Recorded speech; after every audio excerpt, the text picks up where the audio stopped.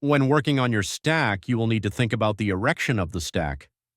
Some stacks may be stiff enough to lift it as one piece, while other stacks are required to be divided into smaller segments which can more easily be lifted. The lift extraction option will be helpful if you need to divide your stack into multiple lifting sections. For example, let's say I have a stack that is 100 feet tall and that I have already modeled the entire 100 feet within MecaStack. I want to divide the stack into two 50-foot sections, but I would rather not re-enter all of the data which I have already entered. In this case, we will use the lift extraction option, which will extract some portion of the stack and export it to a completely new MecaStack file which I can use for a lifting analysis. In this example, I would perform the lift extraction twice to accomplish my goal of creating two lifting sections, each 50 feet long. First, I would open my complete 100-foot stack file. Now go to the lift extraction, and for the first extraction, I will extract the stack from the 100-foot elevation down to the 50-foot elevation. This will be the top section of my stack. The application will then prompt me to give this extraction a file name, and so I will call it top lift. This is a completely separate MecaStack input file, and I can now use that file to perform a lifting analysis of the top section.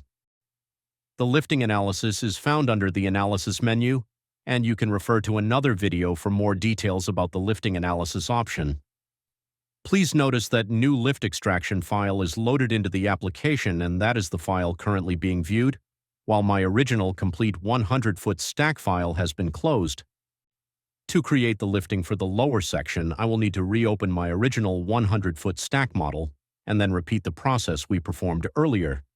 However, this time we will use 50 feet as our top elevation and 0 feet as our bottom elevation.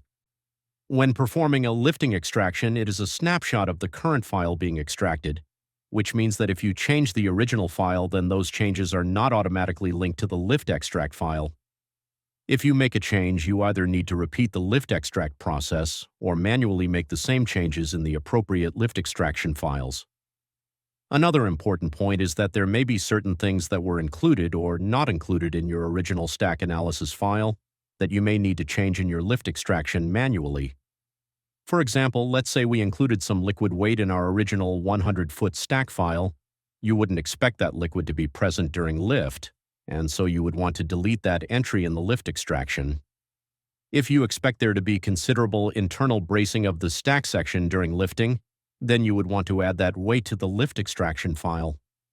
These are just a couple of examples where the lift extraction may differ from the original analysis file,